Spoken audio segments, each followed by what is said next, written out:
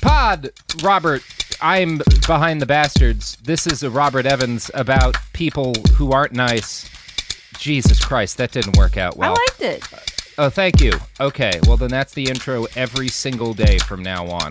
Chris, just copy and paste that for every future episode. Did not like it that much. Well, we're here today for a special episode of Behind the Bastards. It's very different from our normal episodes. I don't have anything prepared or written, but after watching Tiger King, Billy and I got together via Sophia, via the text messaging app that these kids are all using today's texting. It's what the kids, they love it. And we started talking about how this show made us feel, and we decided that we should probably do that for like an hour or so. And I think even more than talking about Tiger King, we're going to wind up talking about the South and the rural United States, because the overwhelming impression I have as a result of Tiger King is that most of my fellow Americans, because the majority of Americans live in urban areas and they live outside of the South, most of my fellow Americans felt like this was some sort of bizarre fairy tale, as opposed to like, I've known every fucking one of these people. Every single one of them. Yeah. So, Billy, how are you doing today? I'm good. Hi, Billy. Hey, Sophie. It's good to see you guys even just like this. Do you guys like my attire today? I dressed it on theme. Sophie's wearing leopard print. So she's ready to go Not work with Doc matching Antley. leopard print. Anderson's wearing some sort of jungle print. We look awful. It's great. Mm-hmm. Yeah. You do look like you're like a super Target customer somewhere. Yeah. Yes. Thank you, You look Billy. like you're going to explain to me why the master says that we can't eat in the dining room, and instead I have to eat in a barn off of a floor for the first 9 months that I'm cleaning up the elephant slop. Okay. Mm-hmm. Yeah. Which is a thing that happens, kind of, to people who join Doc Antley's. Anyway, Billy, you want to tell me about your experience with Tiger King? Well, I mean, I had heard of it. I had heard of Joe Exotic before because friends of mine's podcast, the last podcast guys, like Henry and Ben and those guys, he came up on their radar because they have the wonderful weirdo radar. So, but I forgot about it, and then as I'm watching it, I was like, I know who this dude is. Yeah, And then it was like, I think my wife was like, some of this is unbelievable, and I was like, well, I think they're leaving out the meth part. Yes. They allude to it, but not until like one of the last episodes. They're like, oh, and by the way, everybody was really, really fucked up. Yeah. That was the thing where like there was some of it where it was like all of this makes perfect sense with people I grew up around or with, and then people I've encountered traveling my whole life. If you leave a city, you're just like, or even in the city. I mean, there's a little person in this neighborhood I used to work in New York City who had a Great Dane who was taller than him. And I remember everyone was like, isn't that crazy? And I was like, nah, he would fit right in my hometown. That guy is like perfect. Yeah. Or I don't the guy who walks his goat on Hollywood Boulevard every day. Yeah, that doesn't even, like, I've stopped at a gas station in Louisiana that had a tiger. Like, It was a gas station tiger in Louisiana. I don't think it's there anymore. I think, though, that they've replaced it with emu. They've replaced it with some sort of weird animal. And there's alligators, too. Like, I've lost track of the number of animals in gas stations specifically throughout the South that should not be on display in those places. It's not an uncommon thing to encounter. And I guess some of why this didn't seem weird to me, I grew up 3 hours away from Joe Exotic. Yeah. Like Wynnewood's about 3 hours away from Idabel 2, something like that. And as a little kid, some of my earliest memories are like driving to and from, different chunks of Oklahoma, and you would see these, and there was more than one different type of, we have a bunch of tigers on some land ads that you would see by the highway. And all of them are the same business, which is a dangerous person has acquired 300 acres of land and an indiscriminate number of large cats, and that's the business. That's the business. That is the business. It was just always a part of my life. I remember noticing driving through Texas This was like probably 10 years ago. And you're used to seeing, I grew up, my grandpa had cattle. So there's a certain height of fence you're used to seeing. Yeah. And then every now and then you'd see one that was like, why is that motherfucker 20 feet? Oh, because they've got some stuff you shouldn't have in Texas. Yeah, they have illegal animal. Well, they're not illegal animals because Texas... I didn't say illegal. I said shouldn't have in Texas. Very fair. Yeah, so we should, like, the statistics, like, one thing you'll hear a lot that I have repeated myself that may or may not be true is the idea that there are more big cats in private ownership in Texas than there are in the wild. And this may or may not be true. It might not be true for specific Texas, but it is for the United States. I saw that stat. Yeah, it's probably horrifying. true for the United States. 5,000 is a reasonable estimate, and most of those are in private hands. Well, you'll hear various estimates. 5,000 is the kind of credible credible minimum estimate, I would say. I don't know. It's hard to say because a lot of people will say no, there's not nearly as many. Like even 5,000 is too high. But all of their data is based on like official government numbers for who's allowed to own these animals. And the people that want these animals they're going to lie on a census. You know what I mean? Yeah, they're never going to tell you. Yeah. No. Yeah.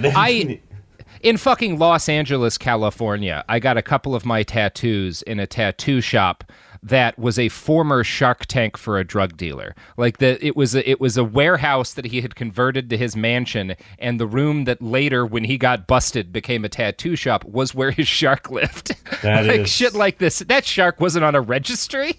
No, he was not. He's estimated. Still not on a registry. It's estimated that he's there in some cop's house right now. Wait, guys, listen to the stat. There's estimated that there are 10,000 to 20,000 big cats in the U.S. But those are problematic numbers too, because those are all from the Humane Society, right, or from some animal welfare society, right? No, this is held in private ownership, and it's from. Yeah, but where's the number from? I've seen this number on several different websites. I'm not sure where they're getting it.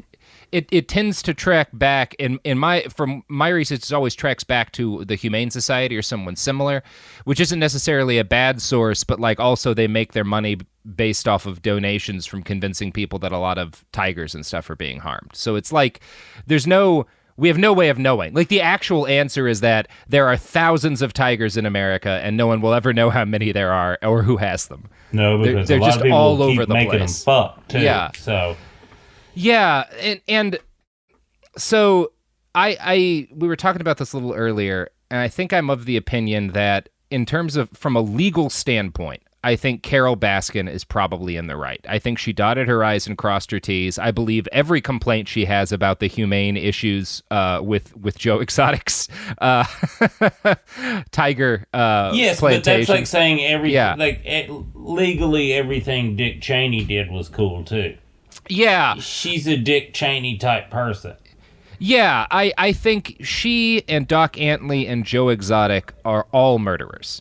And I don't know who they've killed. Like, I'm not even saying I think that she killed her husband. I have no idea. One of the things you learn spending a lot of time in rural America is rich men in their 70s disappear for a lot of reasons. Yeah, they do. Sometimes they just leave. A lot of times they just leave. Yeah, he might just be in Mexico.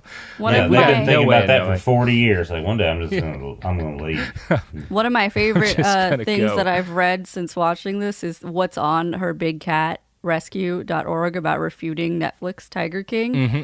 And their use of a meat grinder graphic. Like that was a choice you made.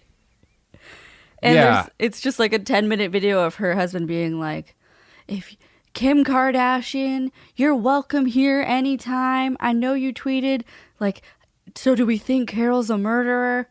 And like, I'd know if anybody had spent a minute with Carol, they would know. But like, Kim, you can come. Not all of you can come, but Kim, you can come. It's really funny.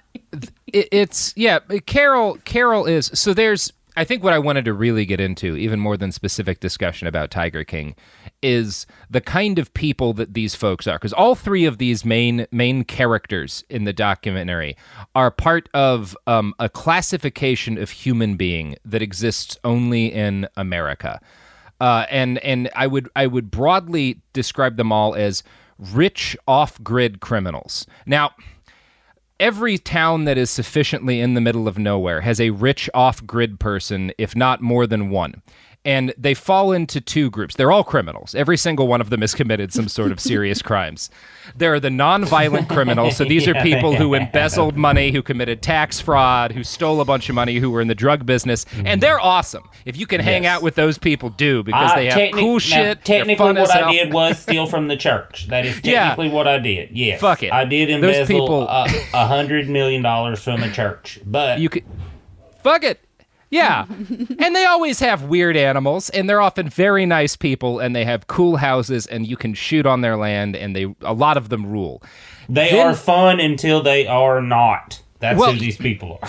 That's a lot. It depends. Like the non-violent ones, and it can be hard to tell. The non-violent ones I've had good relationships with, but the other half of the rich off-grid criminals are violent criminals. Yes, they are. And they are usually the outwardly nicest. Yes. Like, Doc Antley, I think, is the kind of person that I've run into the most in my travels through rural America. He seems very familiar to me. Keith Raniere guy? He's got some Keith Raniere energy. I met a couple of Doc Antleys out in Slab City. Like it is a type of dude you meet out in the middle of nowhere who knows a bunch of cool shit. They always have like a bunch of talents. They're usually real good at building shit. They have something that they have created that draws people to them. And they are usually very friendly, and the longer you know them, the more controlling you realize they are. That is the type of person you run into. They understand parts of human nature in a way most people don't, but they're using their power for usually sex. Almost always sex. Yes. In an interview he gave, like, on a radio station after this came out, he said that all those women, were relatives, daughters, his children's wives. He's like, okay, y'all are all related, sir. I got no judgments for like a polyamorous guy who wants to live on a compound, because I'm a polyamorous guy who wants to live on a compound. And yes, if I could have a tiger, I would have a tiger. Sure. Yeah, but we know that. That was very clear from the beginning, sir. But yeah, I got a story I want to tell about. But you don't want to sell their cubs. You don't want to sell their cubs. And Doc Antley has been accused of some horrific stuff. He has more than 35 USDA violations for mistreating animals as a result of his farm. The Humane Society tracked one of his tiger cubs that he claims are, very ethically sort of, sold to different, reputable people that wound up on, just basically a tiger farm in the middle, I think, South Carolina. And it was, sent over with ringworm at 3 weeks old, which is too young, and was, immediately put into a petting zoo. Yeah, he does a bunch of fucked up shit. He's also apparently a really good tiger trainer, because his tigers and shit, they've been in a bunch of movies. He knows his shit. He's not bad at what he does. He's a bad person who has created a tiger breeding mill. Yeah, he's like one of those country music singers in the 50s or 60s. Yeah. Where they have this gift.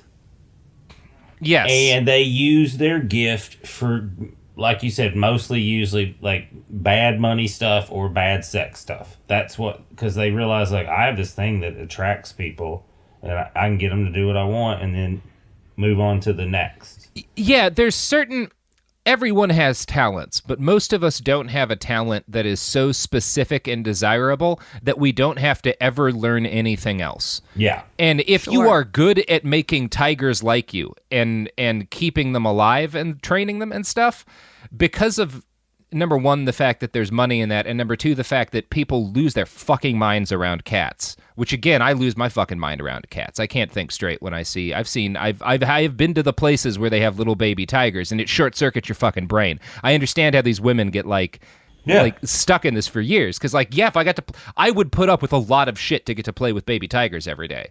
Yeah, it's drugs. It's drugs. It's so much power. They're junkies. That's what he's doing. Yeah. He's creating these tiger junkies. That's I did it. Yeah, when I did this documentary I hosted a couple years ago. We went to this cat lady in Pahrump, Nevada, and she wasn't trying to make money off this at all. Like, it wasn't. She was a divorced lady. Now, her ex-husband was still alive. Good to know. It was interesting. I was like, oh, that's probably why she made that such a point. Like, when I watched Tiger King, I was like, I remember thinking, like, that's why she was so clear about her husband still being alive, because we were all like, why'd she say that like that? Right. But we didn't know who Carol Baskins was. That, do you know what I mean? But she did. I guarantee you she did. And her whole thing was like, she rescued them. Yeah, I do have some friends who live out in the middle of nowhere who have a lot of land and are looking at like figuring out how they can like get involved in a program to like rehab big cats that have been like abused or confiscated from drug dealers. There's ways to do that. I have a friend who does it with giant lizards. Like there are programs if you're a non-grifter, non-monster, and you're like, I want to make my whole life be about having a giant cat that I take care of. That's a dream you can achieve in this country, and I love that about America. It is great, yeah. Yeah, it's great. But it also, like, we don't talk enough about the mind-altering power of cats. I had some friends who kind of accidentally acquired an F1 hybrid civet, which is like a wild... It was like, I don't know, 20, 30 pound, half wild cat. Enough of a house cat that it looked like an enormous, very muscular house cat. Yeah, with the long tail. Is that what the one you're talking about? Yeah. Yeah, and very smart and very sweet, very personable, very trainable, but also destroyed everything. Like could not be stopped. Yeah, and they put up with it for so long because they just love that fucking cat so much. It was, eventually they found a farm for it, but it was this thing of where I could see it like, you guys know this is a bad idea. He's destroying your house. You can't stop him from pooping everywhere. Like he's murdering every animal in the neighborhood. I think it sounds like it's like you sound like you're describing someone that was with Charlie Sheen. Is also where it's like he's fun and like a lot of times like very engaging, but then every now and then he'll destroy everything you own just because. Yeah. I've known some people who know Andy Dick, and the stories are not dissimilar. But big cats are much better behaved. I've been around Andy Dick on several occasions. So every story I've ever heard, I'm like, yes. And then I would much rather be around a big cat, than Andy Dick. I could say that. So I wanted to get into a little bit of like one of the posts that I saw from a friend of mine on Twitter after they finished Tiger King was, I just finished Tiger King and I've realized that I don't understand the South at all. And I love that people are having this reaction because there's some important stuff in Tiger King. Because a lot of what people think is weird in Tiger King is not weird. Like Joe's relationship with his guns and tannerite is... so fucking common. The putting faces on it is a little weird, but not even that weird. Like, such a good point, Robert. Yeah. Such a good point. Like, I would go on Twitter and like some of the stuff people were like, I couldn't believe this. Like, I was like, oh, that didn't even register in my brain as an odd thing. This guy just always wears a gun. Yeah. Yeah. And you know what? You see him use it for a very practical purpose at one point. He needs to have a gun if you're walking around in tiger cages. Yes. Yeah. Or if the straight kid that you're messed up to marry's mom shows up, you got to shoot at her feet sometimes. Sure. Yeah, there's tons of videos of Hunter Thompson out in his farm in Colorado getting into friendly gunfights with his neighbors. It's not weird, okay? I've seen it. I'm from the South. We used to shoot cannons at each other on the 4th of July. That's pretty cool. We used to fire into Lake Texoma until we had to run away from the Coast Guard. You'd blow up chunks of the country every year. It was just it's not weird, okay? The state park superintendent where I live's son set off a bomb in the state park. And all of us were like, oh yeah, that checks out. Spencer would do that. Yeah. Yeah, and I've also seen people talk about like how weird it is that like law enforcement wasn't involved in more chunks of this, that like these people are just kind of left to their own devices. And it's again this like, I think those people have spent most of their time in the city. Yes. I can remember one time out on my my partner's property in the middle of fucking nowhere in Texas. We had, as a result of a younger relative of hers making a poor decision with fireworks, a brush fire that immediately got out of control and got to like the 1.5 acre, 2 acre. It was going to like hit the vehicle parking lot where we had all of our cars, because there were a lot of folks there, and like burn down this house. It was like a bad wildfire. And like as we're scrambling to put this fucking thing out, she's on the phone with the fire department, and they tell her finally, like, we can't figure out where you are, and hang up. Oh my God. That's a lot of people's experience with, like, yeah, that's what the law is out here. Yes. Like, if there's a murder, someone will come eventually. and y'all are telling us you don't know who did that? You're telling us. You're trying to tell us, the police, that all 7 of y'all that live out there don't know who killed one of you. Okay. Okay. Well, I don't want to be here after dark, so I guess that's the end of this investigation. That's... Well, and I think one of the parts I laughed the hardest at, and I know I shouldn't, but when they showed the footage from Zanesville, Ohio, the press conference of that small town sheriff, he was like, there's 12 lions, there's 4 bears, and 1 goddamn baboon. The way he said it was just like, he can't say the F word, but he said the F. It was just like, and a baboon is loose. And I was like, I was like cry laughing in the bed, and my wife was like, what's so funny about that? I was like, I don't know, I'm just picturing that's exactly what my town would do. Like, I'm just picturing people I know growing up being in that position, being like, you think you want to shoot a lion your whole life, and then you're looking at one in the face, and you're like, this is the scariest, worst thing that's ever happened to me. Yeah. I've spent some long nights actually out in a farm as a dear friend of mine is spraying down like fucking crops. And like waiting for a mountain lion with a rifle, because we were out in fucking rural central California, and it was a drought season, and there were like the big cat that was in the area, because there's usually, in an area like that, there's like a big cat that everyone knows about. You see signs of it. You don't see the cat usually because they're fucking good at not being seen. Yeah. But there will be, in this case, like some of the land she was on, this was like my partner at the time, like some of the land she was working on had little horses, and they were just like torn apart. You would just see pieces of them in the morning. And it was like, okay, this is clearly a problem, because normally the mountain lion doesn't come this close to human beings. It was close to the house. And people in town started talking about like, yeah, it might kill somebody. Don't be out alone in the field at night. So I've spent nights of my life like with a rifle being like, I hope I don't meet any cats, because I've got an AK-47, but also I know I'm not faster or better at hunting than that cat. Yeah, and by the time I realize I need to use this AK-47, that cat has got me. Yeah, and I don't trust the stopping power of a weapon that will put down human beings very easily to put down a cat that quickly. No. And another one of the scary things, speaking of terrifying rich people I've known in the middle of nowhere, I've known some folk who hunted animals like that with crossbows and would get very close and stalk cats on their own with a fucking bow. And those are people you don't want to fuck with. No. No, because they're better at hunting than a big cat.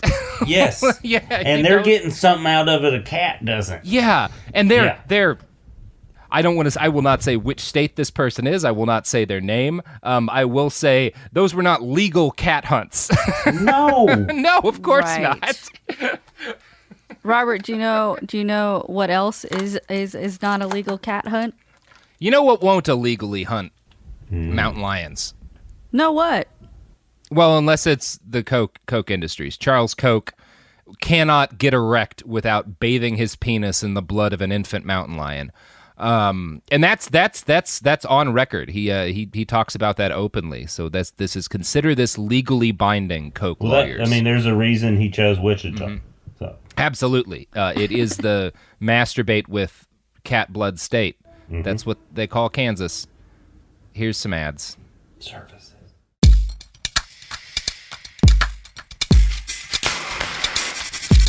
We're back.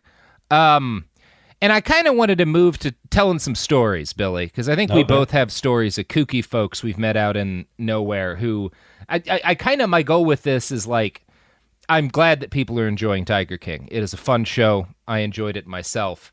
I would like people to understand how many Tiger Kings there are out there in the world, even the ones that don't have tigers. Yeah, I don't think if you didn't grow up in the South, or not even in the South, if you didn't grow up in a rural area, I don't think you truly, even then, okay, here's the thing. Even then, if you didn't live outside of town, you might not understand these people too.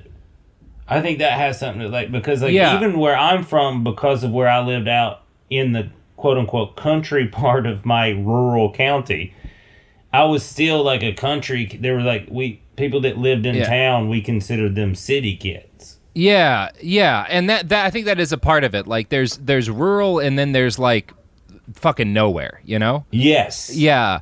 There's rural, and then there are not services. Yeah.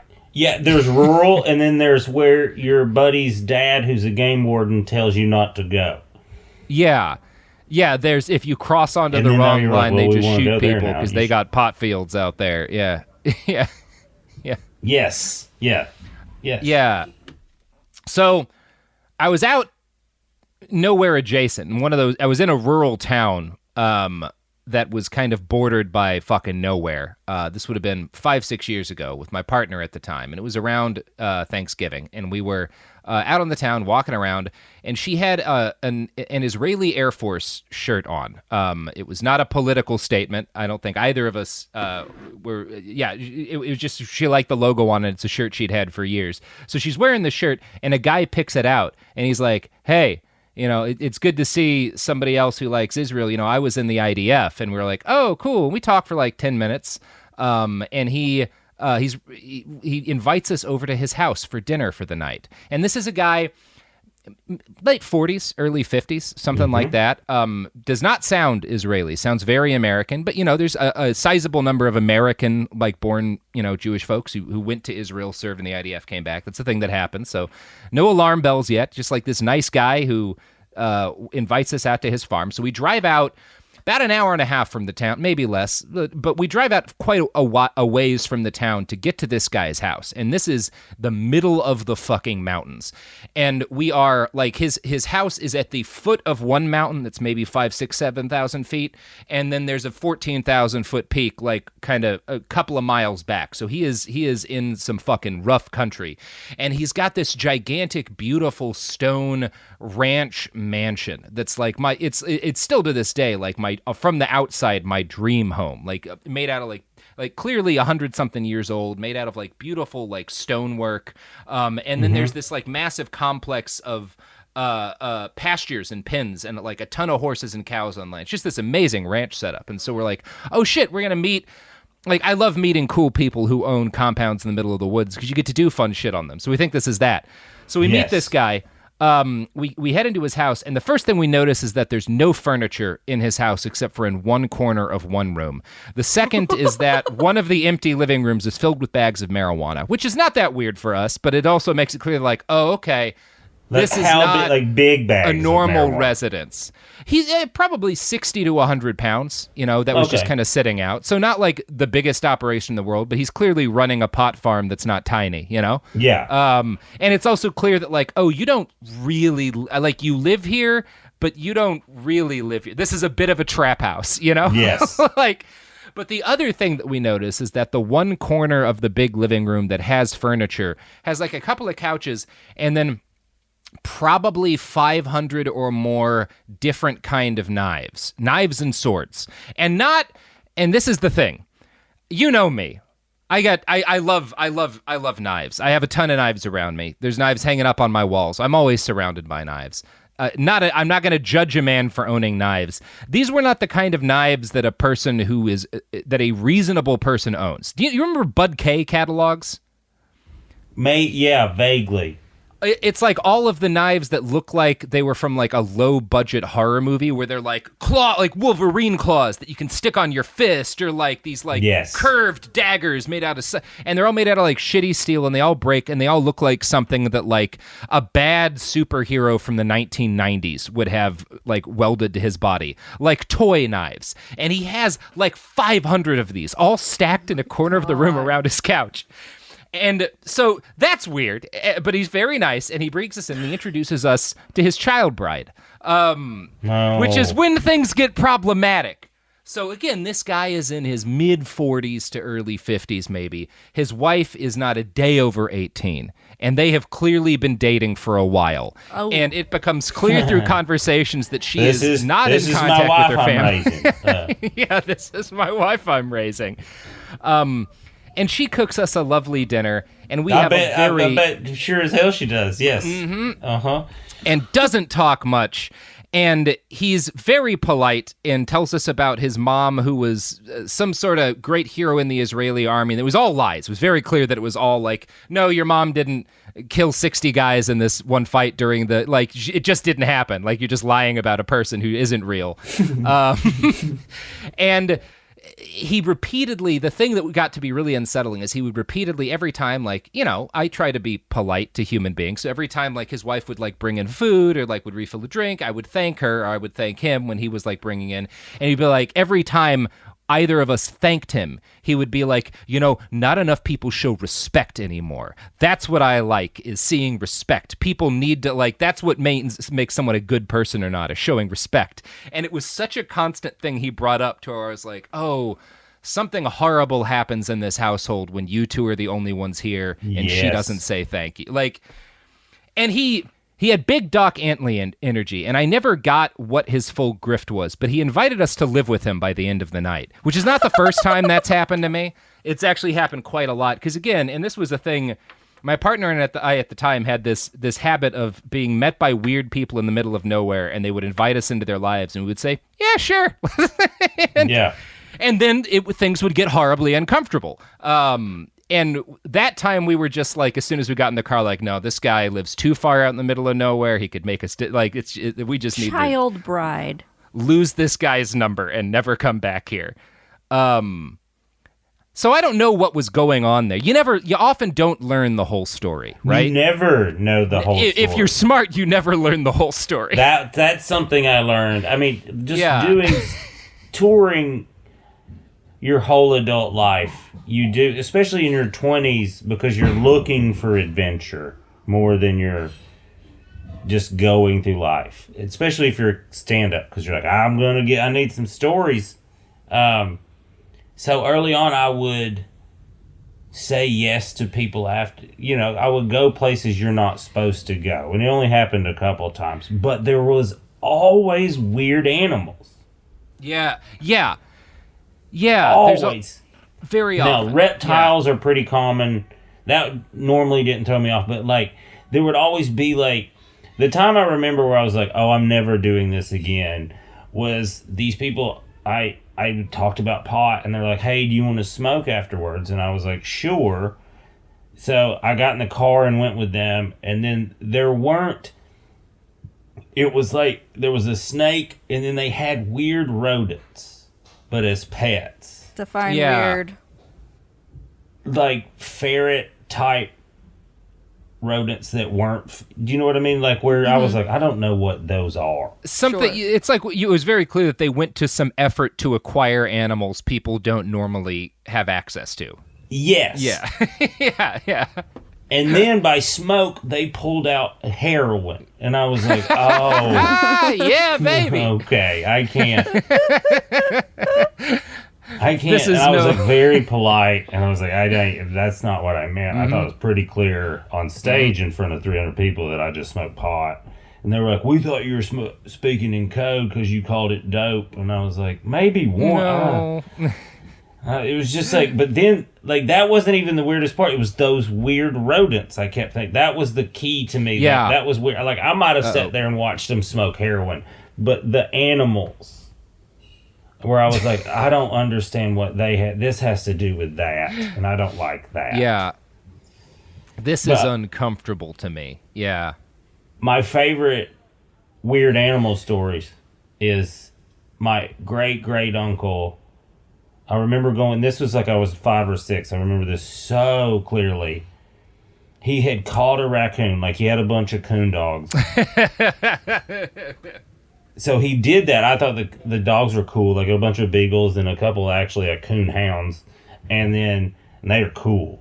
And then he had a trapped one in a cage. And I remember me and my dad walking up to look at it, and I went to pet it, and my uncle like slapped my hand. He's like, he don't like being pet, he's mean.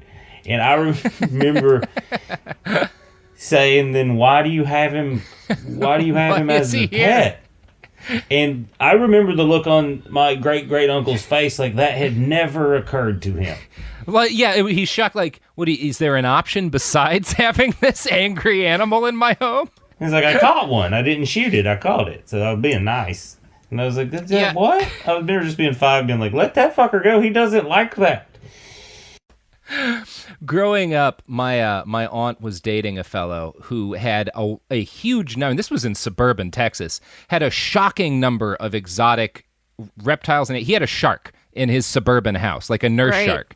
And he also had a massive, profoundly ill-tempered iguana. Now, I love reptiles. I'm a big reptile fan. And as a little kid, I was even more into them. And I desperately wanted this animal to be my friend.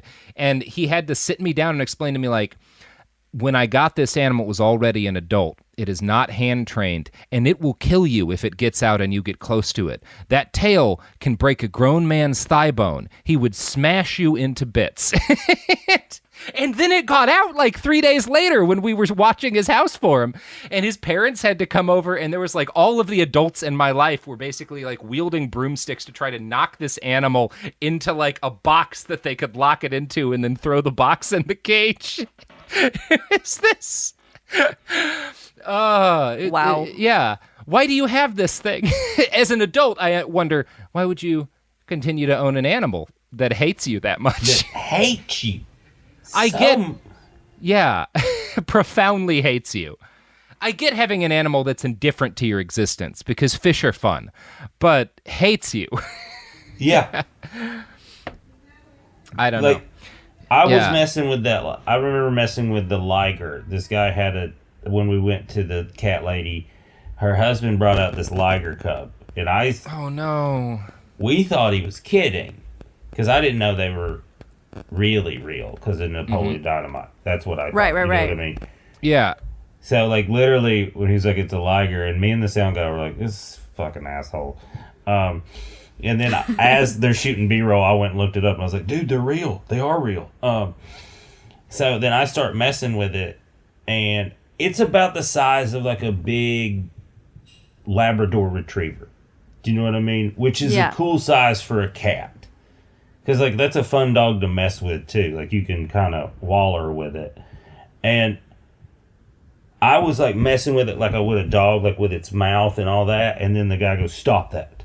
And I was just like, what? Is it going to kill? He's like, no. He's like, when he gets older, he won't know that that's playing, and he'll kill me playing like that. And I was like, oh, well, I'm leaving in, like, an hour, so I'm just going to keep doing this.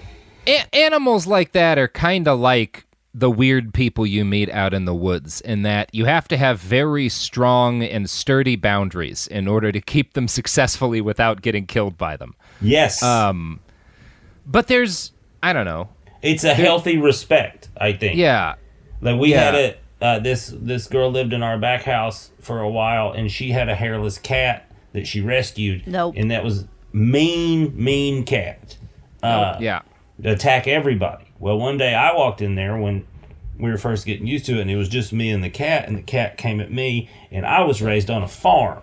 So my foot did this instinct thing and kicked the shit out of the cat across the thing. Sure. Because we're establishing boundaries. And then my wife and our tenant a couple weeks later was like, why doesn't the cat attack you? And I was like, oh, we have an understanding, because I attack back. And they would never attack. They were just afraid of the cat for 2 years. And I was like, you guys, it's an animal.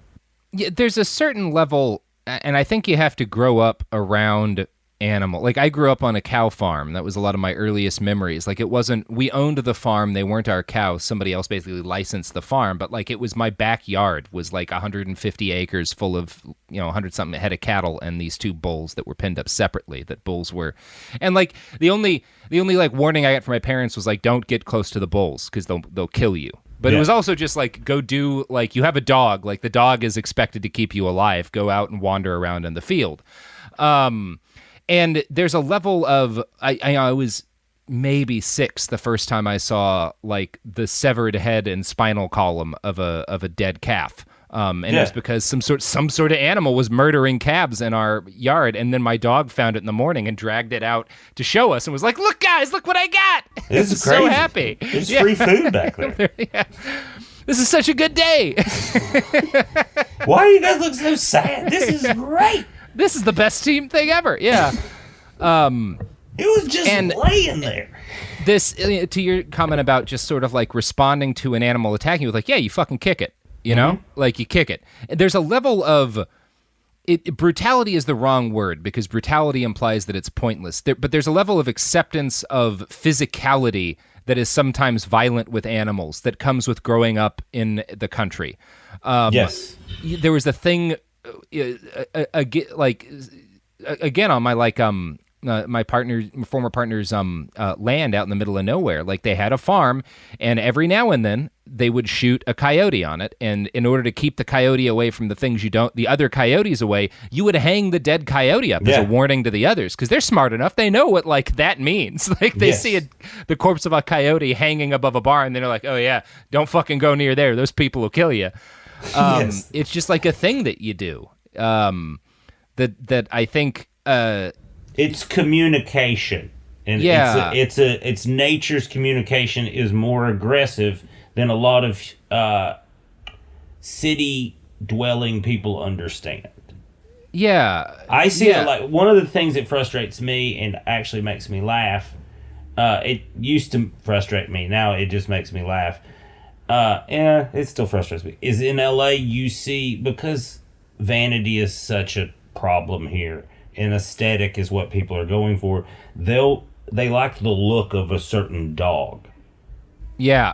And they'll buy a dog that's not, like, its breed is like a good example is, like, my cousin-in-law, he had a beagle. And he was like, the thing is so loud, and it just, like, it tears up my house. Oh, and they have horrible health problems with their ears. Yeah, and I was like, because you shouldn't have it in Culver City, California. No, that's that not dog where needs it's for. To be just chasing whatever and it's loud because it needs me to hear it, so I go shoot the thing it's chasing. Yeah, it's like people. I don't know. I don't want to go on like a rant about huskies, but Hollywood's a weird place for a dog like that to exist, and you see them.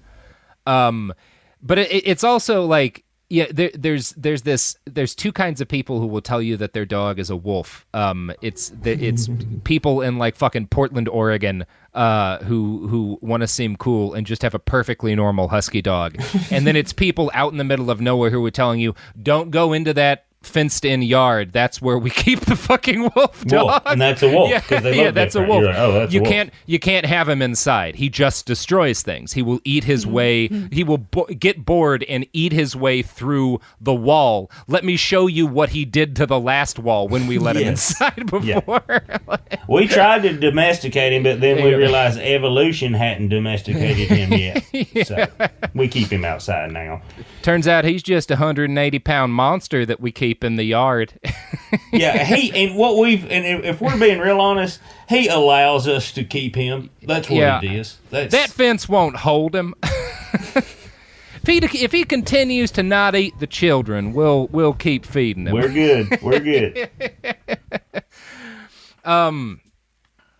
I think that's the whole thing with the Tiger King, though. Yeah. Like, I don't think city people understand the relationship that you have to have with animals in rural areas. They're more part of your life. Like, when I go to Alaska, I know I had to learn what animals, like, you see a moose and they look goofy and silly. They're huge, but the way they move is just like, hi guys. But Yeah, they walk like murder assholes. people Yeah. more yeah. than humans do in Alaska. So it's like that kind of stuff where it's like someone walked out of the Anchorage Public Library while I was up there one time, and a moose kicked his head off. Not completely, but like enough to make him dead. And that is why basically everywhere in Alaska, you're allowed to carry a gigantic handgun around if you want. And you can be a little drunk. That's the rule. Sure. Yes. I don't see how being drunk should stop anyone from carrying a gun, Billy. That's your right as an American. I just mean like legally the founding in a lot of fathers. places, you can't be drunk and with a gun. But in Alaska, you can be. And when you go up there, like, that makes sense. You should be a little drunk. It's interesting, on a little of a rant, which places, because in Texas, right, if you have a concealed handgun license in the state of Texas, any amount of alcohol, you could potentially get arrested. It's kind of up to the officer's discretion, even if you're under the legal limit. If you have a concealed handgun license and are carrying, they can at their discretion arrest you, because Texas That's a good rule. It's not a terrible rule necessarily, especially Texas has one of the highest rates of alcohol-related violent crimes in the United States. So, like, there's a specific thing they're dealing with. No way. I have a friend who was driving down fucking the fucking high five in DFW, and a bullet just went through the windshield of his car right in front of his face as he was driving. Like, who knows? I'm sure alcohol was involved. Whereas in Oregon, you can be as drunk as you want while carrying a concealed handgun. And as far as I know, it's never caused a problem. And I choose not to look into that any further, Billy. No. You need people. You need lumberjacks. And you need to find lumberjacks. a lumberjack that's not drunk with a gun. Yeah, sure. Do your best. It's like drug testing servers. There's not going to be a restaurant in it. Yeah. If you require chefs to be sober, there will be no food. Nope. Yeah, it just won't happen. Yeah. So, Billy, we're going to roll out to ads here, and I don't have a good transition, but when we come back... That was smooth. That's one of your smoother ones, actually. I want to talk a little bit about what happens when, like, the specific species of rural weirdo goes elsewhere in the world, because I have a story or two about that. That is okay. Yeah. I want to talk about an expat I knew. The rough story. The title of the story I'll give you is "The Pedophile Who Saved My Life." So we'll talk about that when we come back from ads.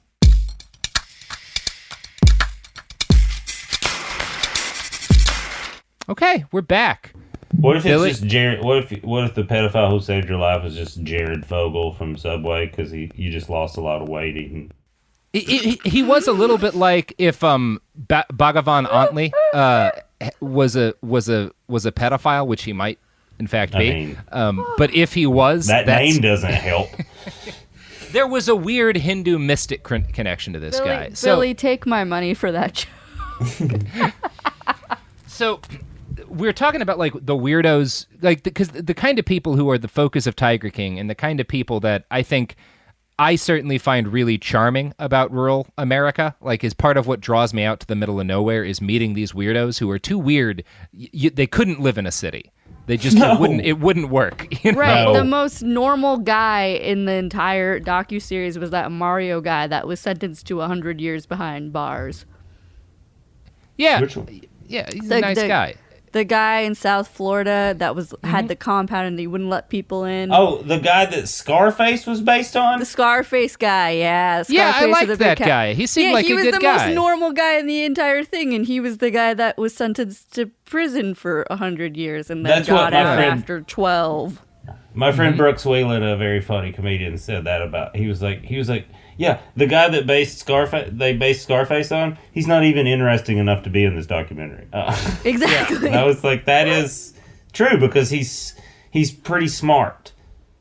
Yeah, he's smart. He clearly, like, the murders and stuff that he was related in were, business related as sort of like a practical, pragmatic thing. And I think all of the other people who, again, I am explicitly alleging here have committed murder, I think they were more passionate killers, Well, they got in the way of something they wanted. They got in the way. It wasn't a business problem. Yeah. It was. Yeah. Yes. Like, if you were to hang out on Mario's land with him, you'd be perfectly safe, right? Yes. Unless you, like, tried to do violence to him. And I'm sure you would have a great time because he seems like a pretty cool dude, in spite of the fact that I'm sure there's mountains of blood on his hands. But sometimes you meet cool dudes who have killed a lot of people. Well, It's and I whatever. don't think that shook him. Yeah. Like you said, I think he's a business person. So he's Yeah. like, hey, there's a good UFC fight on. I've got it. We're going to use a projector. The Lions are going to watch. It's going to be a good time. You're like, I bet he's got good pot. I bet he's got great pot. He reminds me of some folks I've hung out with in, like, rural Bosnia, where it's like, about 15 years ago, you did some things that I wouldn't believe if you told me, but we're having a good time now, and you have so many weird puppies. Yes. I also really respected his wife's monkey clothes collection as somebody who dresses their animal in clothes against their will. Yeah, that's important. It's the same type Animals don't have a right to not be dressed up. I believe that strongly. Yeah, that is mean. Anderson, I like would you like a treat? Yeah. It is the type of, like, that Mario guy's that you're exactly right. He has the same energy as, like, a former, like, I worked for military intelligence, and that's why I married this Russian lady, and I help her raise these lions. We were just like, my life was very exciting. Now I'm retired, and this is kind of boring and nice to me. Yeah, this is boring and nice, and I need whatever I do during the day to have, like, a chance of killing me, but I don't want it to require that much effort. Yes. Yes. Like, and I need to know why it's going to kill me every day and not change. Yes. Yeah, I've known variants of that guy whose dangerous thing was they were self-taught electricians who had, like, retired to the land and they had projects, and every one of their projects was like, well, one of these days you're gonna slip up, like, and this will catch up to you. And they say negative stuff about the BLM for no reason. Oh, they're very angry at the BLM. Yes, where I was like, I don't even know. Is that some terrorist group? Oh, no, they're just, okay. I got what it is. Okay. As a general rule, of the folks we've talked about today, probably less than a third of them have legal driver's licenses, but all of them drive. Yeah. Mm-hmm. So the pedophile who saved my life. So yeah, back to that. we've got there are all these weird people that we've talked about who live out in the middle of the country, and because they're too weird for cities. And then there's another classification of people, and most of the ones I've met are in fact Southerners, but they're too weird to live in the middle of nowhere. They do something that gets them exiled from the United States, and they wind up as expats. And they're always So I'll just tell you about this guy. So I'm in Guatemala, and I'm hiking. There's this big fucking volcano, the tallest peak in Central America, that I hike up with a friend of mine, and we have a couple of friends of mine, and we have a little standoff with some bandits, and it was a great memory. And so we come down this mountain, and we get on a bus to head back to the place we're staying, which is like 5 hours away from the mountain in rural Guatemala. And the place we're staying is Lago Atitlan, is this beautiful place that has a decent amount of tourism, relatively built up cities, even though it's kind of a little in the middle of nowhere. But the road there, you're just in the fucking jungle. So, like, a couple of weeks earlier, when we'd been on one of these drives, we'd like chartered a bus and had been driving in a bus, and we just got stopped in the middle of the jungle at midnight by a dozen men in camouflage with no patches or rank or insignia and machine guns, who stopped us and searched our vehicle, said nothing, and then waved us on. And that's the way you want that to happen, though. Yeah, that is the way you want that to happen. And there was like an empty, flipped over box truck, a quarter mile down the road with its lights on that had clearly been robbed. Like, who the fuck knows what was going on? But this is like the kind of country that you're driving through. And we're driving through it, and we take what's called a chicken bus. And a chicken bus is a giant school bus that's been covered in chrome and painted ridiculous colors. And they drive them on these hairpin, a lot of times unpaved mountain roads. They'll fill them up with fucking 200 people and just be darting down these things at 70 miles an hour. It's real fun.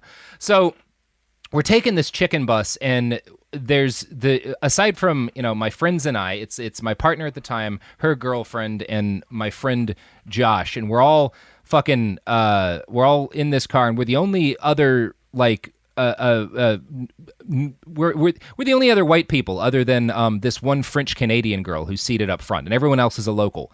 And when the bus stops in the middle of a random small town, and they tell us our connecting bus is there, and it's the middle of the night, and they toss our bags off, and they toss the French Canadian girl's bags off, and then they drive off with her still in the bus. So we realize 30 minutes or so into this, we're in the middle of a jungle. There's no one around us. We're not in a town, and no bus is coming to pick us up. And also, we have this stranger's bag, and we're in fucking bandit country. So after, I don't know. And her bag's in French. We don't even know what it means. Yeah. So 30 or 40 minutes go into this, and we just start hiking.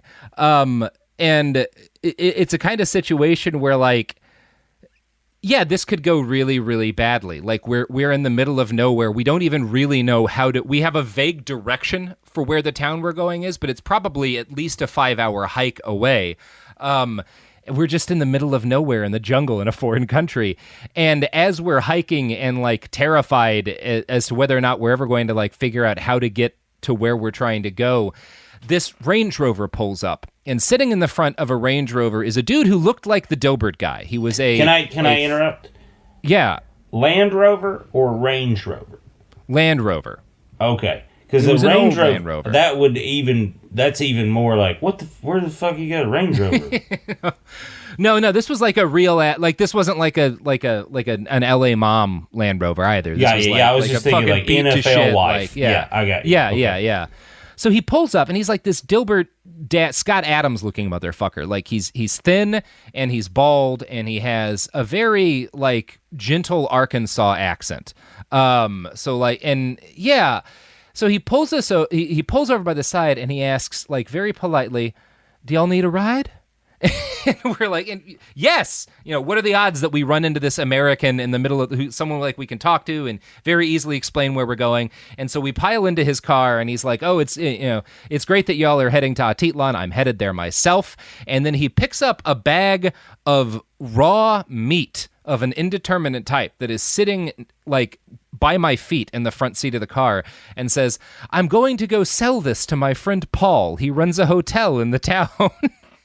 And this sparks a very strange series of conversations. So it becomes clear that he's butchered some animals, and has decided to drive the unrefrigerated meat down to try to sell to a hotel. And that sparks a conversation about why he had to leave the United States in the first place, which is, see, he has these theories, Billy Wayne. He had these theories based on Hindu mythology about how his wife needed to eat and hydrate while she was pregnant with their child.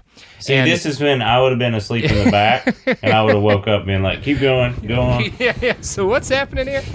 Well, his theory was that it was actually all of the problems kids have is because their moms eat while they're pregnant, and that his wife shouldn't eat anything at all, nothing but water. And his proof that this had worked was that his baby came out blue, which meant that it was blessed by Shiva. So at this point, we're still in the jungles of Guatemala in a guy's car who we're reliant on to get us to the town, and now we're having this. And I look back and, like, everyone in the back of the car has kind of that look on your face, and I realize, like, I have to continue this conversation for however long it takes us to get where we're going. Oh, that's what that phrase "nothing is free" means. Yeah. There's a tax on this ride. So we talk about, he has a lot of opinions on rainbow gatherings, which are like this thing that hippies do that's kind of like a precursor to Burning Man. It also still occurs. It's like a gathering, and you'll encounter different opinions on rainbow gatherings depending on who you talk to. This guy thinks they're a great thing, but is very angry because he got banned from ever attending again for misunderstandings.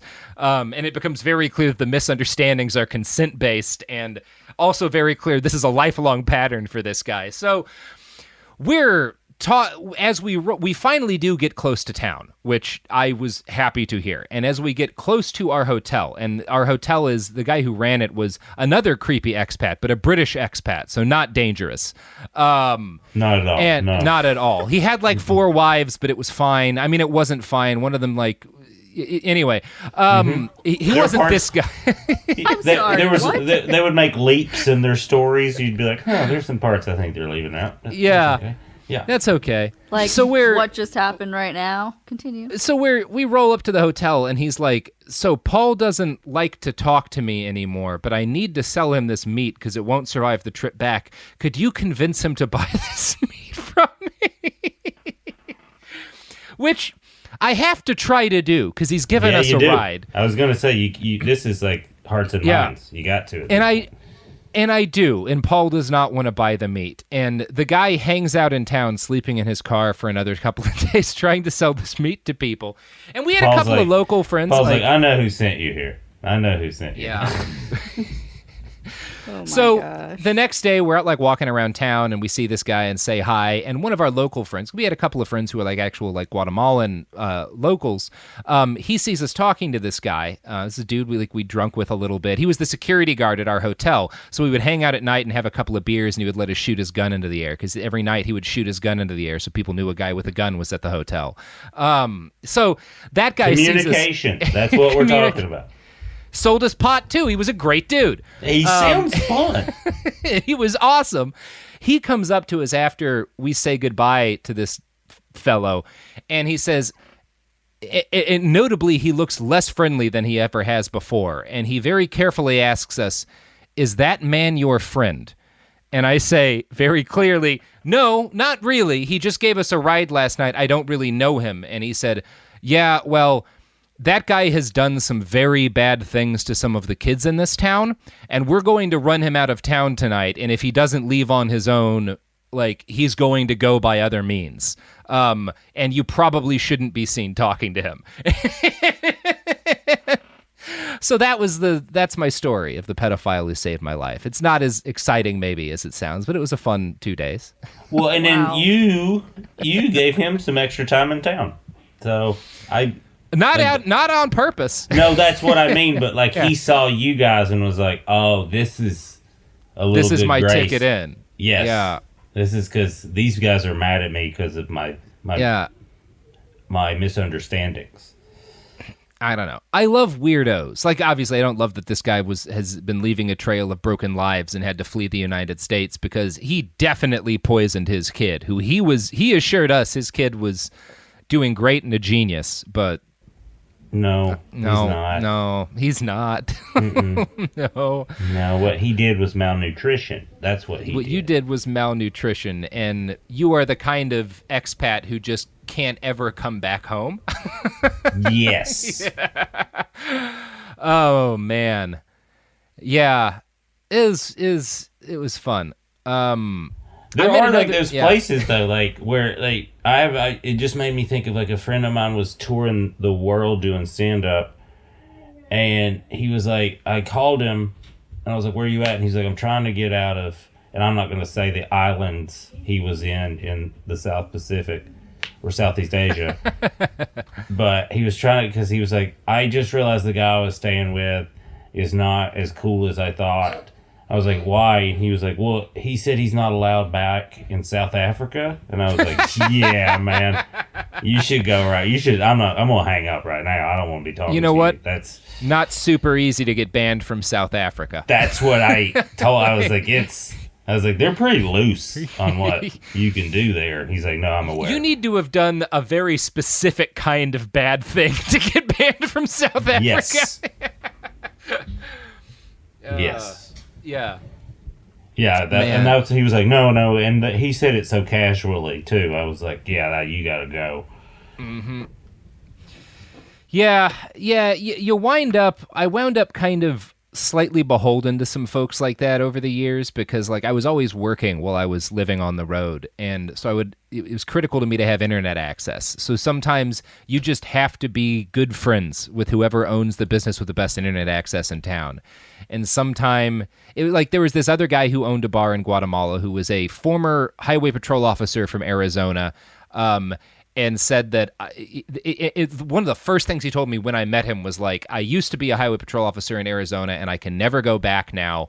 And he clearly had in the recent past had a couple of $100,000 to spend on buying a hotel and a bar. And those two things were connected. Yeah, they are. Yeah. He was a crooked highway patrol officer. Yes. And he was also like the big drug dealer in town. which I'm sure also tied into why he's no longer a highway patrol officer. He saw a business opportunity and was like, I don't want to be in law enforcement anymore. No. I want to run a shady-ass bar that gets European kids dangerously intoxicated on their holidays. And that's what he did. My last memory of this guy is... Because he also had a 17-year-old wife who'd just given birth. Which is another It's a type. It's a type. That's what I don't think people that don't the travel... same eyes. They don't I've told people this a long time ago, too. It was like... Some of my friends that don't travel was like, we'd be in a bar and I'm like, hey, this is going to happen, this is going to happen, this is going to happen. They'd be like, what? And then it would happen. They're like, how'd you know that? I'm like, I've seen this. We're all the same. Yeah. This guy invited us to a cool party. No, I've known this guy before and you do not want to go to that party. No, you don't. It's going to get weird about 1:45 in the morning. That's when it's going to be fun until then. And you're like, oh, this wasn't the party, was it? Yeah. Oh, no. And it's not going to just get like weird, like your friend gets drunk and starts crying. It's going to get like nothing else will ever be normal again for the rest of your life. Weird. Yes. It will change you as a person. Yes. Yes. Yeah, my last memory of that cop was he had his baby on a bassinet around his chest, and he was shirtless other than the baby he was wearing, and he was leaning over the counter of his bar with a jar of mushrooms preserved in honey, and he was spooning them into a naked Danish boy's mouth. Yep. It's just like, bye, Alan. Yes. And here's the thing I don't think people understand, like, unless you've been in these situations, like, I could do this podcast for 18 hours. Because everything you bring up, there's, like, things that I've forgotten, like, oh, yeah, that guy, or, oh, that time. Yeah. It's like, you can't stop these people. No. You can't stop the Tiger King. You can't stop Carol Baskins. No. They have an energy that's what propels them in this life. It's like a Trump kind of person that kind of goes through. Only thing that stops them is them. Yeah. Like Carol Baskins will eventually, like her wanting fame the way she does is going to be her undoing. Yeah. Yeah. It's I don't know philosophy, but there's a thing people who I know who talk about philosophy talk about, a phrase they use, the will to power. And I don't really know what that means. But there is a will to something specific in all of these people. Power, I guess, might be one way to define it, but it's usually something weirder than that. I think Carol Baskin has this will to, like, I want to be the person who takes care of the most hurt cats. Yes. Like the Bhagavan wants... you see what he wants. Like this, he's built this little paradise for himself. They all want... He called himself Lord. Yeah, I mean, it's very clear where you're like as a... Yeah. I'm on an armchair therapist this, and be like, oh, okay. Big fan of the doc, aren't you? Yeah. And most of them are harmless on the societal level because their dreams are so specific, right? Yes. They want to have 100 cockatoos or something like that. Yes. And it's like, okay, like, yeah, I want to give more mushrooms to 17-year-old Danish kids than anyone else has ever done. Yeah, fine. Like, I mean, not fine, because some kids got into some really bad health situations over there, but like, whatever. They knew what they were getting into, more or less. Yeah, I've taken some stuff where I'm like, I shouldn't have. Yeah, it's whatever. Most of them don't do societal levels of harm because of the specificity of their dreams. Yes. And I guess that's the thing.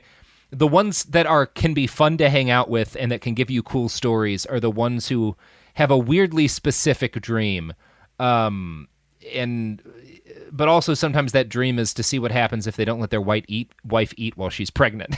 It is. Well, it breeds that because like it reminds me of like because of the 80s and 90s when there was that huge comedy boom. Yeah. Like these guys would own these clubs, and some of them still exist. And there's like a handful of them that are very Tiger King-esque type. Yeah. Because what it is, they own their own little kingdom that doesn't really mess with anything else. And the people that come in their kingdom come and go. But it's theirs, so they make the rules. And like there's certain clubs where I'm like, oh, I just don't play there anymore because you just can't. I don't have to. He has this trap where, like, that's the business model or whatever, where it's like, he's going to drink 3 bottles of Crown Royal in 3 days and then take his shirt off after the show. You know what? But he gets to do that because he's the owner, and I need $1,400 this week. Yeah. Yep. That's it. Yeah. That's capitalism, too. Yeah, that's the problem. Like, that's a big part of my issue with capitalism, is the amount of power it gives these people. Like, these people are a product of capitalism in a lot of ways. Like, there's aspects of what's going on in their head that obviously, I'm sure, whatever it is makes these people the way they are. People like this have always existed.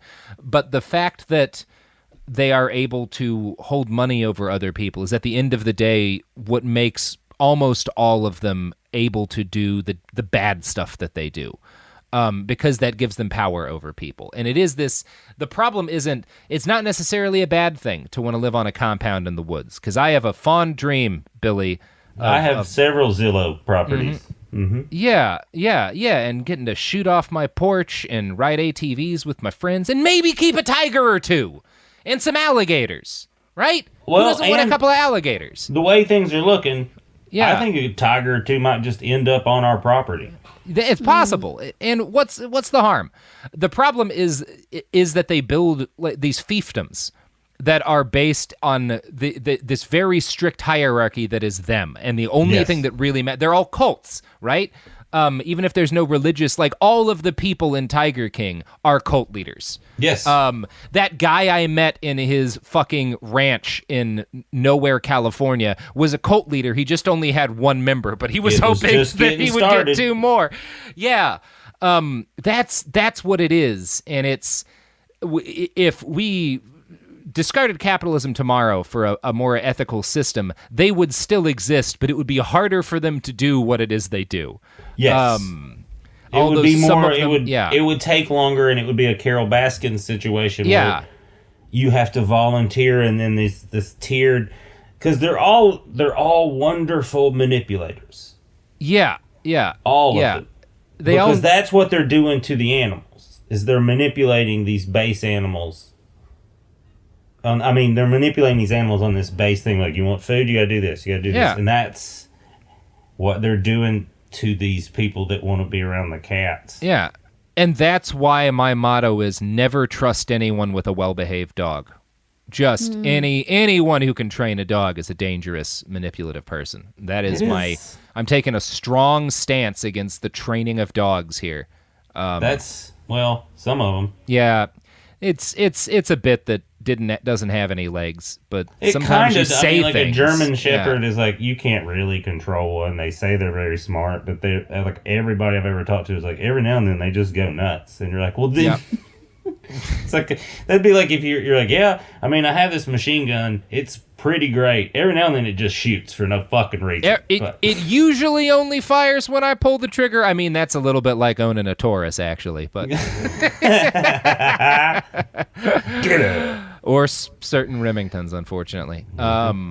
Yeah, you gotta make things in mass. Shit. Look, triggers are hard. You can't be expected to get them all right. They're not that important either, you know. No, exactly. There's so many other parts of the gun to get right, but the trigger. That's exactly right.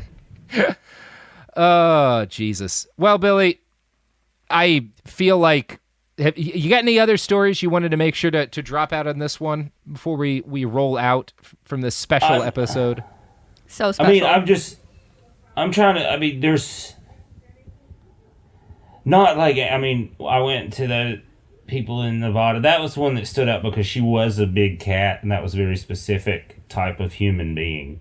But weird animal people are always fascinating. I spent a lot of time in Florida, so I'll write a book about some of these characters because it's just... Yeah. I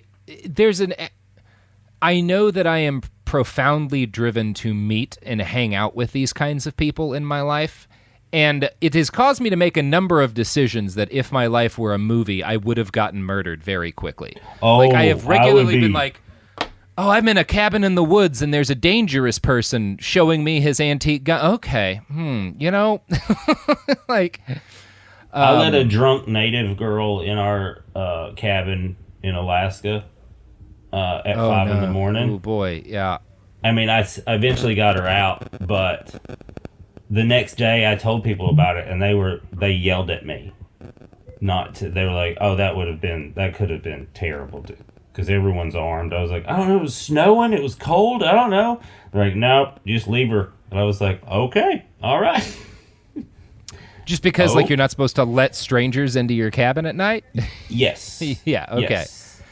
Yeah, Yes. yeah. We make these bad calls because there is something, like with the tigers. There's something intoxicating about being around this kind, which is why they're able to form cults.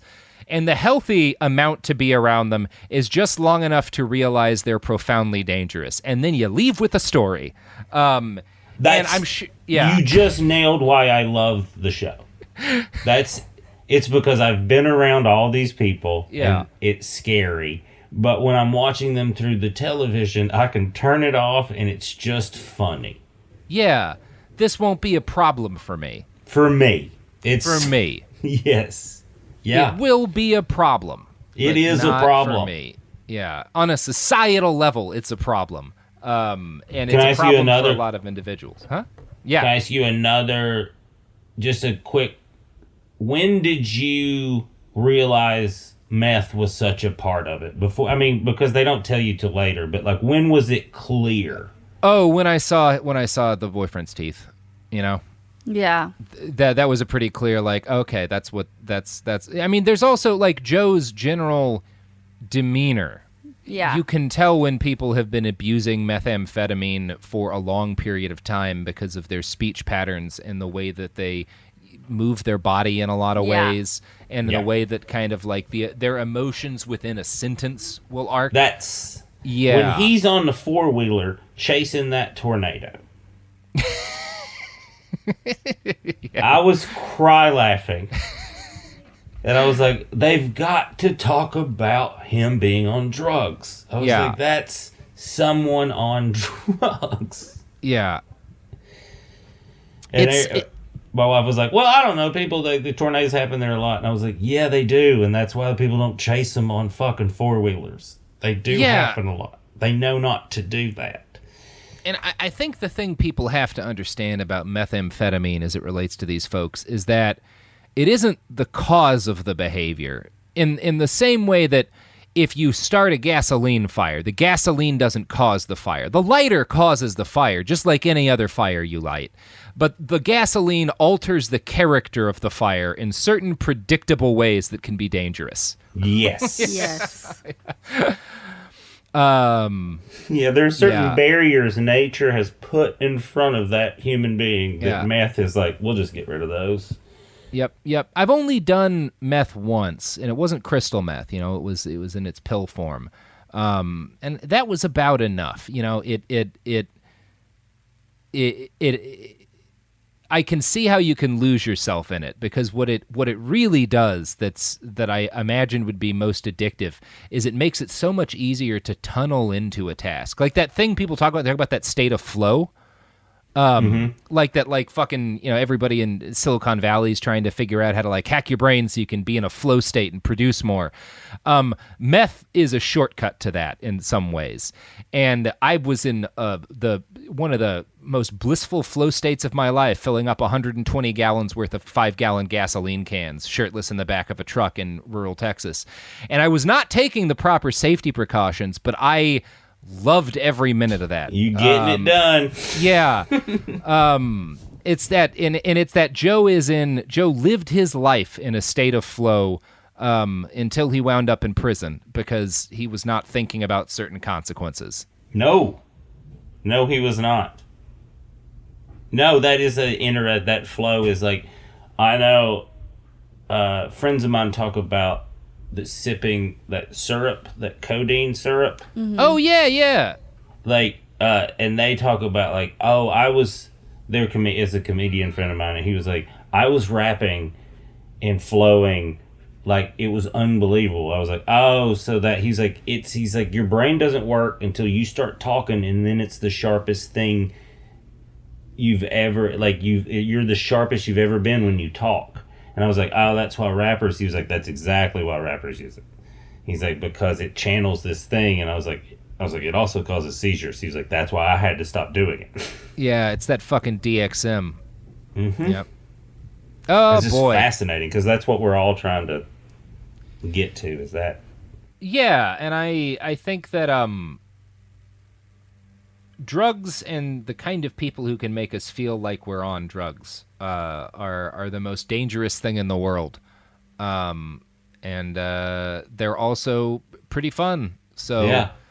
Go drive out into the middle of nowhere, find a rich, dangerous person, and hang out for no more than 3 hours or so. Yeah, I was gonna say. Yeah. I was gonna say.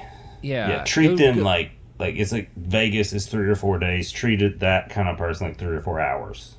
Yeah, and like don't like when you're hanging around with a tiger, don't turn your back on them. They are both wild animals. Yes. Yeah. And if you haven't seen the Carol Baskins TikTok video, you should probably go do that. Sophie's a fan of the talks. I don't think it's going to catch on. No, don't like the talks like this talks. I don't think that it's going to catch on. The Chinese are hoping it will. Yeah, I don't know. I'm not going to make a coronavirus tweens joke, are hoping although there's it an will. easy one to make. It was a good one. We'll let the an easy fans one to do make. it. Yeah, they can put that one together. There's enough of that from the racists that I don't need to encourage it. I hate when like I have an idea for like this would be a good joke, but it's not far enough from what racist people like from that kind of humor for me to make it. It's not a Welcome racist to joke, my career. but Welcome it's to my whole career. Yeah, I know. With this mouth, yeah.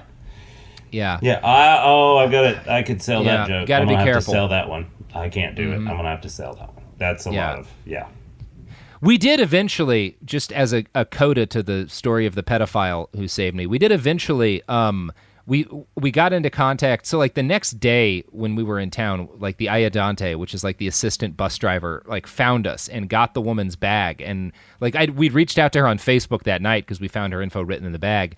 And like he got the bag and we assumed everything was fine. And 3 years later, she messages me on Facebook like, I never saw this message until now. No one ever brought my bag to me. So it's like, that guy just stole your bag. It was a good time. That's a great end. Yeah. Anyway. Hey, I just saw this. I didn't get that back then. And that's the end of this episode. Yep. Go. Where can people follow you, Billy? Christ be At with you. Billy Wayne Davis on Twitter and Instagram. If you want to catch where I'm going to be touring one day, bwdtour.com. And then I have a cannabis podcast coming out April 20th. It's called Grown Local, where we go to... The first season's about Eugene, Oregon, and the community and people that make up their cannabis growing. Excellent. Well, speaking of cannabis, a lot of dangerous rich people in the cannabis industry, so hang out in rural Oregon, too. It's a great place to meet them. You should listen. I was doing that edit where I was like a couple of them. I was like, that's a different podcast, so I can't talk about that one on this one. All right. This has been Behind the Bastards. You can find us online at behindthebastards.com, but there's no sources for this episode, just life experience. You can watch Tiger King if you haven't yet. It's fun. It's exploitative, but whatever. Like, it's also like fun. really sad. I'm going to rule right now that it's okay to make exploitative TV about the South because of the Confederacy. So yes! That's the way we're going on this. And Also, My whole moral career line. has been trying to change the correct perception of the South. Yeah. Also, I guarantee we end up doing a Behind the Bastards on Jeff Lowe one day. That guy seems to have so many crimes. Oh, you wear an Oakley hat like that? Immediately. I was like, look at this guy. Immediately. Yeah. Oh my God. Anyways, you can follow us at Bastards Pod on Twitter and Instagram. You can follow Robert at I Write Okay. And you can buy a shirt or a mug or a wall art or a sticker or a magnet at tpublic.com. And you can take my, again, legally actionable advice to hang out with dangerous people in the middle of nowhere. It always ends well. Or if you're bored, you can listen to the Women's War. I highly recommend that. That is also an option. You could do it on the way to where they live. Oh, there we go. Exactly. Medium. Because you're gonna be driving 90 minutes or more. Yeah, they're always like, and they always talk about like it's a short drive. You need to ask what that means to a lot of people like that. It's never. Yeah, you're gonna get a lot of direction that tells you to turn at stumps and stuff. Mm-hmm. Yeah. Yeah. Yeah. Anyways, this is the episode. Yeah, this is done. It's over. Bye. Bye.